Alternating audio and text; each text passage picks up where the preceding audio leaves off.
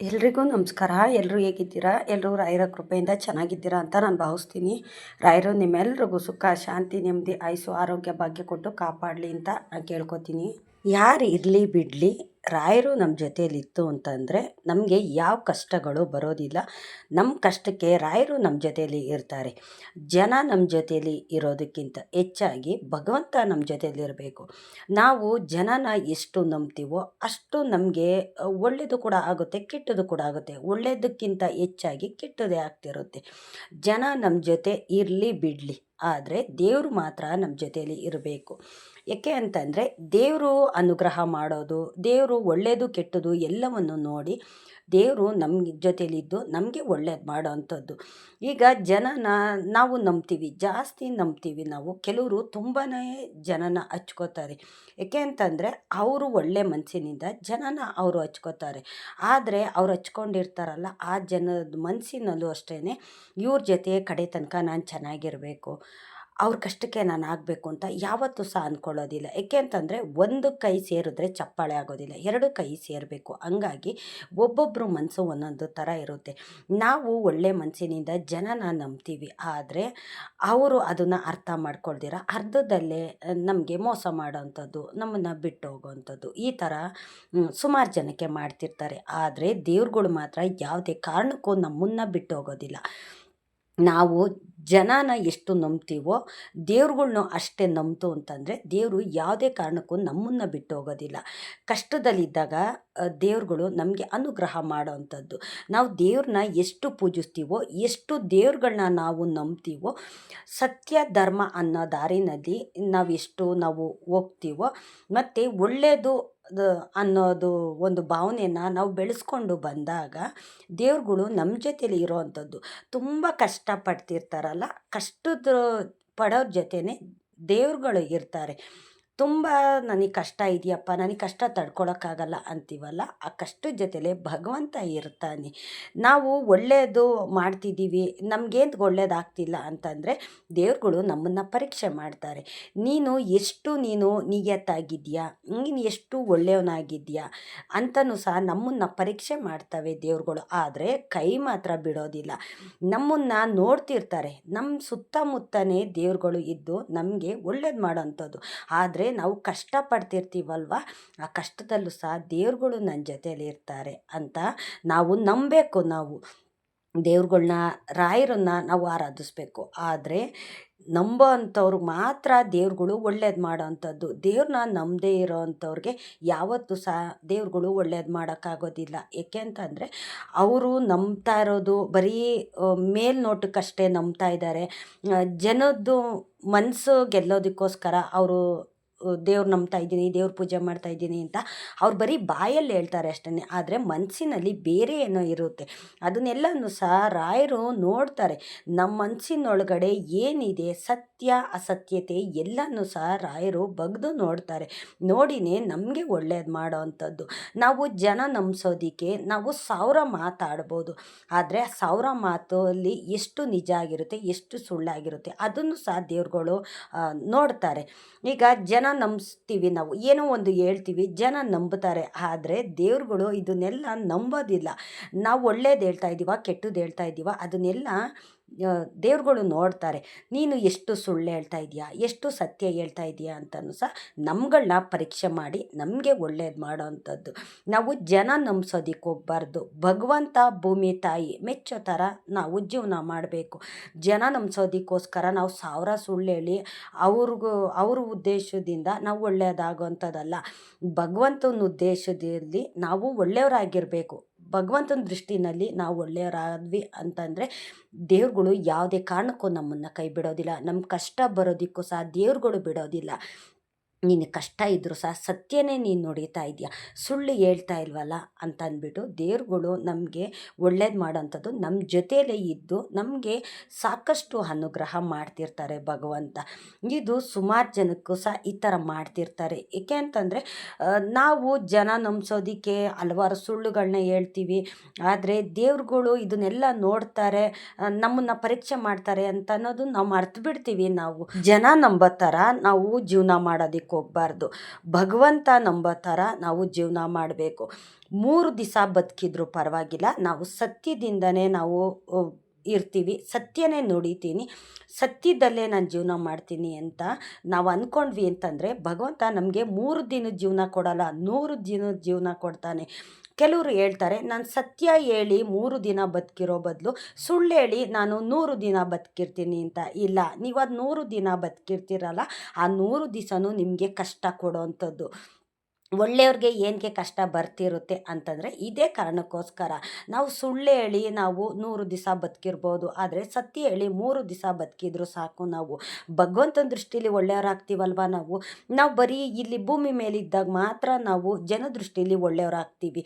ಆದರೆ ನಾವು ಬಿಟ್ಟೋದ ನಂತರ, ಅಂದರೆ ಈ ಜೀವನನ ಬಿಟ್ಟೋದ ನಂತರ ಭಗವಂತ ನಮ್ಮನ್ನು ಕಾಯ್ತಿರ್ತಾನೆ.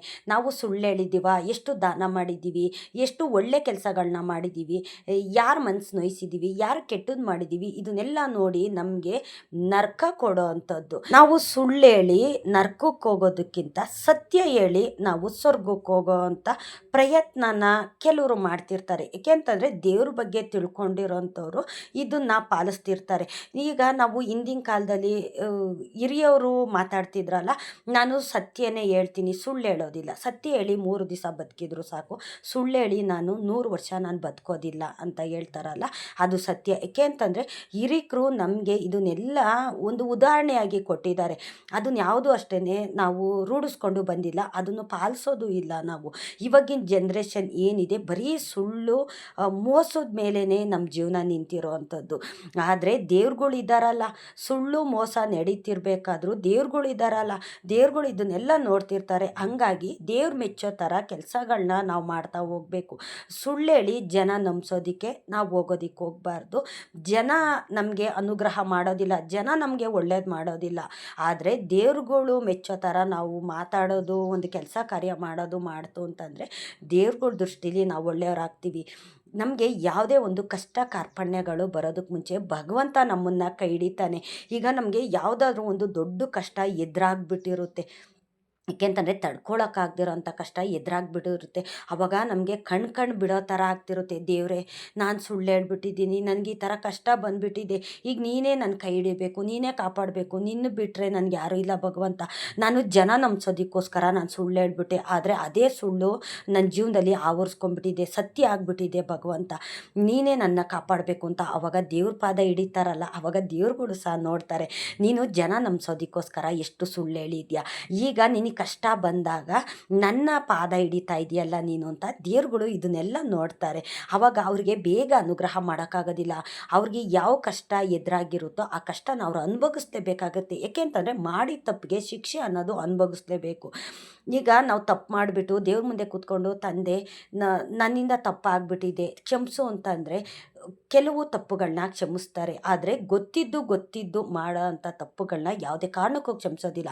ಈಗ ನಮ್ಗೆ ಗೊತ್ತಿಲ್ದಿರ ಕೆಲವು ತಪ್ಪುಗಳಾಗ್ತಿರುತ್ತೆ, ಆ ತಪ್ಪುಗಳನ್ನ ಭಗವಂತ ಕ್ಷಮಿಸ್ತಾನೆ. ಆದರೆ ನಾವು ಜನ ನಂಬಿಸೋದಕ್ಕೋಸ್ಕರ ತಪ್ಪುಗಳನ್ನ ಮಾಡಿರ್ತೀವಿ. ದೇವರು ನೋಡ್ತಾನ, ದೇವ್ರಿಗೇನು ಕಣ್ಣು ಬಾಯಿ ಮೂಗಿದೆಯಾ, ಕೇಳಿಸ್ಕೋತಾರ, ನೋಡ್ತಾರ, ಬಿಟ್ಟಾಕು, ಜನ ನಂಬೋ ಥರ ನಾನು ಮಾತಾಡಬೇಕು, ಜನ ದೃಷ್ಟಿಲಿ ನಾನು ಒಳ್ಳೆಯವನಾದರೆ ಸಾಕು, ದೇವ್ರುಗಳು ಶಿಕ್ಷೆ ಕೊಡೋದು ಆಮೇಲೆ ಇಟ್ಕೊಳ್ಳೋಣ ಅಂತ ಈ ಥರ ದೇವ್ರ ಬಗ್ಗೆನೇ ನೆಗ್ಲೆಕ್ಟ್ ಮಾಡ್ತಾರೆ ನೋಡಿ. ಅವ್ರಿಗೆ ಒಂದಲ್ಲ ಒಂದು ದಿವಸ ಕರ್ಮ ಅನ್ನೋದು ಬಿಡೋದಿಲ್ಲ.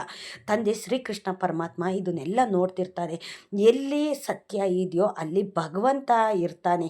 ಎಲ್ಲಿ ನಾವು ಅಸತ್ಯನ ನುಡಿತೀವಿ, ಕೆಟ್ಟು ಮಾತಾಡ್ತೀವಿ, ಕೆಟ್ಟು ಕೆಲಸ ಮಾಡ್ತೀವಿ, ಬೇರೆಯವ್ರಿಗೆ ಹೊಟ್ಟೆ ಉಸೋದು, ಬೇರೆಯವ್ರ ಕಣ್ಣೀರು ಹಾಕ್ಸೋದು, ಈ ಥರ ಮೋಸದಲ್ಲೇ ನಾವು ಬದುಕ್ತಿರ್ತೀವಿ ನೋಡಿ. ಆ ಥರ ಜೀವನ ಮಾಡಬೇಕಾದ್ರೆ ಯಾವುದೇ ದೇವ್ರುಗಳು ಸಹ ಅನುಗ್ರಹ ಮಾಡೋದಿಲ್ಲ. ನಿನ್ನ ಟೈಮ್ ಇವತ್ತು ಚೆನ್ನಾಗಿದೆ, ನೀನು ಮಾತಾಡು, ನೀನು ಏನೇ ಕೆಲಸ ಮಾಡಿದ್ರು ನಿನಗೆ ಒಳ್ಳೆಯದಾಗ್ತಿರುತ್ತೆ. ಆದರೆ ಟೈಮು ಕೆಟ್ಟದಾದಾಗ ನಿನ್ನ ನಾನು ಕಾಪಾಡೋದಿಲ್ಲ, ನಾನೇ ಅಲ್ಲ, ಯಾವ ದೇವ್ರುಗಳ ಪಾದ ನೀನು ಹಿಡಿದ್ರು ನಾನು ಕಾಪಾಡೋದಿಲ್ಲ ಅಂತ ದೇವ್ರುಗಳು ಆವಾಗ ನಮಗೆ ಕಷ್ಟ ಕೊಡೋ ಅಂಥದ್ದು. ಅದಕ್ಕೆ ಹೇಳೋದು, ಜನ ನಂಬಿಸೋದಕ್ಕಿಂತ ಭಗವಂತ ನಂಬೋ ಥರ ನಾವು ಬಾಳಬೇಕು ಅಂತ ಹಿರಿಕರು ಹೇಳಿರೋ ಅಂಥದ್ದು ಮಾತುಗಳು. ಇದೆಲ್ಲ ನಮಗೆ ಇದನ್ನೆಲ್ಲ ಉದಾಹರಣೆ ಆಗಿ ಕೊಟ್ಟಿದ್ದಾರೆ. ನಾವು ಅದನ್ನೆಲ್ಲ ಮರೆತುಬಿಟ್ಟು ನಾವು ಇವಾಗಿನ ಕಾಲಕ್ಕೆ ಯಾವ ಥರ ಬೇಕೋ ಆ ಥರ ಜೀವನ ಮಾಡ್ತಾ ಇರ್ತೀವಿ. ಹೌದು, ಇವಾಗಿನ ಕಾಲದಲ್ಲೂ ಅನ್ನ ತಿಂತಿದ್ರು, ಹಿಂದಿನ ಕಾಲದಲ್ಲೂ ಸತ್ಯ ನುಡಿತಿದ್ರಲ್ಲ, ಅವಾಗಲೂ ಸಹ ಅನ್ನನೇ ತಿಂತಿದ್ರು, ಅವಾಗಲೂ ಗಾಳಿನೇ ಕುಡಿತಿದ್ರು ಅಲ್ವಾ. ಅದೇ ರೀತಿಯೇ ಇವಾಗಲೂ ಸಹ ಯಾವುದು ಅಷ್ಟೇ ಚೇಂಜ್ ಆಗಿಲ್ಲ. ದೇವ್ರುಗಳು ಇಲ್ಲ ಅಂತ ನಾವು ಹೇಳ್ತೀವಲ್ಲ, ದೇವ್ರುಗಳು ಇದ್ದಾರೆ. ಆದರೆ ನಮ್ಮ ಪಾಪದ ಕೊಡ ತುಂಬ ತನಕ ಭಗವಂತ ಕಾಯ್ತಿರ್ತಾನೆ. ನೀನು ಎಷ್ಟು ಮೋಸ ಮಾಡ್ತೀಯ ಮಾಡು, ಆದರೆ ನಿಮ್ಮ ಪಾಪದ ಕೊಡ ತುಂಬ್ತಿದ್ದಾಗ ನಿನ್ಗೆ ಯಾವ ಥರ ಶಿಕ್ಷೆ ಕೊಡ್ತೀನಿ ನೋಡು ಅಂತ. ನಮಗೆ ತಡ್ಕೊಳಕ್ಕಾಗ್ದಿರೋಂಥ ಕಷ್ಟ ಬಂದಾಗ ನಾವು ಅನ್ಕೋತೀವಿ, ದೇವರೇ ನಾನು ಯಾವ ಜನ್ಮದಲ್ಲಿ ಯಾರಿಗೇನು ಕರ್ಮ ಮಾಡಿದ್ದೆ, ಯಾರು ಮೋಸ ಮಾಡಿದ್ದೆ, ನನಗೆ ಈ ರೀತಿ ಕಷ್ಟ ಕೊಡ್ತಾ ಇದೆಯಲ್ಲ ಅಂತ ನಾವು ಯಾವಾಗಲೂ ಸಹ ಹೇಳ್ತೀವಲ್ಲ. ನೋಡಿ, ಅದೇನೇ ನಾವು ಗೊತ್ತಿಲ್ದಿರ ಕೆಲವು ತಪ್ಪುಗಳನ್ನ ಮಾಡಿರ್ತೀವಿ. ಆದರೆ ನಮಗೆ ಗೊತ್ತಾಗ್ತಿದ್ದಾಗೆ ನಾನು ತಪ್ಪು ಮಾಡಿದ್ದೀನಿ ಅಂತ ಗೊತ್ತಾಯ್ತಿದ್ದಂಗೆ ದೇವ್ರ ಮುಂದೆ ಕೂತ್ಕೊಂಡು ನಾವು ಕ್ಷಮೆ ಕೇಳಬೇಕು. ನಾವು ಕ್ಷಮೆ ಕೇಳಿ, ತಪ್ಪಾಯಿತು ತಂದೆ, ತಿರ್ಗಾ ಆ ತಪ್ಪನ್ನು ನಾನು ಮಾಡೋದಿಲ್ಲ ಅಂತ ದೇವ್ರ ಪಾದ ಹಿಡ್ದಾಗ ದೇವ್ರುಗಳು ಕ್ಷಮಿಸ್ಬಿಡ್ತವೆ. ನಾವು ಕ್ಷಮಿಸ್ತೀರ ನಾವು ಈಗೋ ತೋರಿಸೋದು, ಅಯ್ಯೋ ದೇವ್ರುಗಳು ಏನು ಮಾಡ್ತಾರೆ ನನ್ನ ಅಂತ ಈ ಥರ ಒಂಥರ ದುರಹಂಕಾರದಿಂದ ನಾವು ಜೀವನ ಮಾಡ್ತು ನಡ್ಕೋತು ಅಂತಂದರೆ ನಮ್ಮ ಕಷ್ಟ ಮಾತ್ರ ಕಟ್ಟಿಟ್ಟು ಬುತ್ತಿ. ಯಾವುದೇ ಕಾರಣಕ್ಕೂ ನಮ್ಮ ಕಷ್ಟಗಳು ದೂರ ಆಗೋದಿಲ್ಲ. ಭಗವಂತ ನಮಗೆ ಇದನ್ನೆಲ್ಲ ಸೂಚನೆ ಮುಖಾಂತರ ಇದನ್ನೆಲ್ಲ ಕೊಟ್ಟಿದ್ದಾನೆ. ನೀನು ಒಳ್ಳೆ ದಾರಿಲಿ ಹೋದರೆ ನಿನಗೆ ಒಳ್ಳೆಯದಾಗುತ್ತೆ, ಕೆಟ್ಟ ದಾರಿಲಿ ಹೋದರೆ ನೀನು ಕೆಟ್ಟದೇ ಆಗುತ್ತೆ ಅಂತ. ಈಗ ನಾವು ಯಾರಿಗೆ ಏನಾದರೂ ಕೊಡ್ತು ಅಂತಂದರೆ ಅವರು ನಮಗೆ ತಿರುಗಿಸಿ ಕೊಡ್ತಾರಲ್ಲ, ಅದೇ ರೀತಿ ಕರ್ಮ ರಿಟರ್ನ್ ಅಂತ ಹೇಳ್ತಾರಲ್ಲ, ಇದು ಸತ್ಯವಾದಂಥ ಮಾತು. ಹಿಂದಿನ ಕಾಲದಲ್ಲೇ ಸತ್ಯ ಅನ್ನೋದು ಇರಲಿಲ್ಲ, ಇವಾಗಿನ ಕಾಲದಲ್ಲೂ ಸತ್ಯ ಅನ್ನೋದು ಇದೆ. ಎಲ್ಲ ಕಾಲದಲ್ಲೂ ನಾವು ಜೀವನ ಮಾಡ್ತಾ ಇದ್ದೀವಿ ಅಲ್ವಾ. ಭೂಮಿ ಮೇಲೆ ನಾವು ಬದುಕ್ತಾ ಇದ್ದೀವಿ. ಸುಮಾರು ಜನ ಹುಟ್ತಾರೆ, ಸುಮಾರು ಜನ ಸಾಯ್ತಾರೆ. ಹಿಂದಿನ ಕಾಲದಲ್ಲೂ ಅದೇ ರೀತಿ ಇತ್ತು. ದೇವ್ರುಗಳಿಲ್ವಾ, ದೇವ್ರುಗಳು ಸಹ ಹಿಂದಿನ ಕಾಲದಲ್ಲೂ ಇದ್ದರು, ಇವಾಗಿನ ಕಾಲದಲ್ಲೂ ಇದ್ದಾರೆ. ಆದರೆ ಇವಾಗ ದೇವ್ರುಗಳ್ನ ನಂಬೋ ಅಂಥವ್ರು ಕಮ್ಮಿ ಆಗಿದ್ದಾರೆ, ಜನನ ನಂಬೋ ಅಂಥವ್ರು ಜಾಸ್ತಿ. ಆದರೆ ಜನನ ನಂಬೋ ಅಂಥವ್ರು ತುಂಬ ಕಷ್ಟಕ್ಕೆ ಸಿಕ್ಕಾಕೋತಾರೆ. ಭಗವಂತನ ನಂಬೋ ಅಂಥವ್ರು ಯಾವತ್ತೂ ಅಷ್ಟೇ ಕಷ್ಟಕ್ಕೆ ಸಿಕ್ಕಾಕೊಳ್ಳೋದಿಲ್ಲ. ದೇವ್ರುಗಳು ಇರ್ತಾರಲ್ಲ ಅವ್ರ ಜೊತೇಲಿ, ನೀನು ನನ್ನ ನಂಬಿದ್ಯಾ, ನಿನ್ನನ್ನು ನಾನು ಯಾವತ್ತೂ ಸಹ ಕೈ ಬಿಡೋದಿಲ್ಲ ಅಂತ ಭಗವಂತ ಅವ್ರಿಗೆ ಅನುಗ್ರಹ ಮಾಡೋ ಅಂಥದ್ದು. ಎಂಥ ಕಷ್ಟ ಬಂದ್ರೂ ಕಷ್ಟದ ಜೊತೆ ದೇವ್ರುಗಳು ಇರ್ತಾರೆ, ದೇವ್ರುಗಳು ಇದನ್ನೆಲ್ಲ ನೋಡ್ತಿರ್ತಾರೆ. ಕೆಲವರು ಹೇಳ್ತಾರೆ, ಇವಾಗಿನ ಕಾಲದಲ್ಲೂ ದೇವ್ರು ಇದ್ದಾನ, ದೇವ್ರು ಇರೋದು ಸತ್ಯನ, ಸತ್ಯ ಆಗಿದ್ರೆ ಮತ್ತು ಬಡವ್ರು ಏನಕ್ಕೆ ಇರ್ತಾರೆ, ಮತ್ತು ಕೊಟ್ಟವ್ರಿಗೆ ಏನಕ್ಕೆ ಸುಖ ಕೊಡ್ತಾನೆ ದೇವರು, ಮತ್ತು ಹುಟ್ಟಾಗಿಂದ ಸಾಯೋ ತನಕ ಬಡತನದಲ್ಲಿ ಏನಕ್ಕೆ ಸಾಯ್ತಾರೆ, ದೇವ್ರು ಇದ್ರೆ ಈ ಥರ ಎಲ್ಲ ಮಾಡ್ತಾರೆ.